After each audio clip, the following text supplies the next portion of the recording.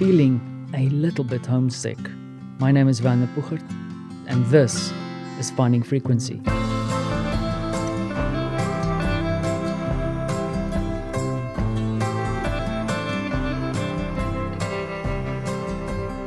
Now, this weekend was the first time in over 4 years that I turned to my wife and said to her, I really miss South Africa, specifically Cape Town. I was sitting here in Warsaw on the couch looking out the window at the blue sky, and it reminded me a little bit of Cape Town.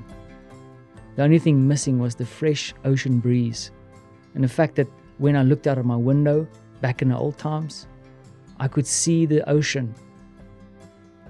I could see that clear, crisp sky. I really miss it. Of course, I also miss my family and my friends. But it's weird, specifically in the case of my family, I feel like our bond is strong as ever. We stay in touch and our relationship is strong. Of course, I miss that physical interaction. And unfortunately, and maybe that's reality that dawned on me today, is the fact that I will probably not be able to see them for quite a while still.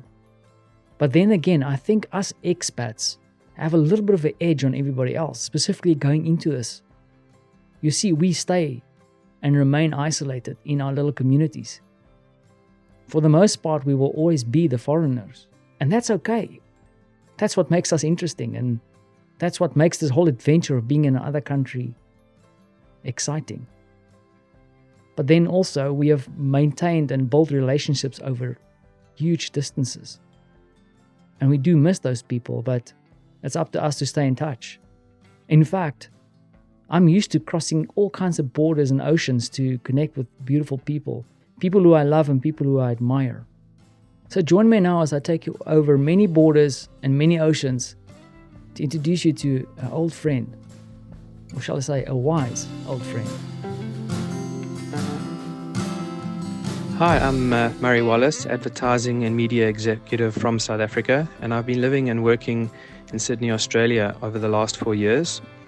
I had the great honour and privilege of working with Vanna on 3 separate instances during the course of my career at TBWA South Africa, and hopefully I'll get a 4th. He's an absolute gentleman and somebody whose counsel I trust implicitly.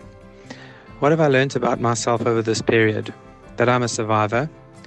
I can cultivate and innovate ways in which to get through life's greatest challenges, to be solutions-focused, agile, and remain positive, no matter what the obstacles are.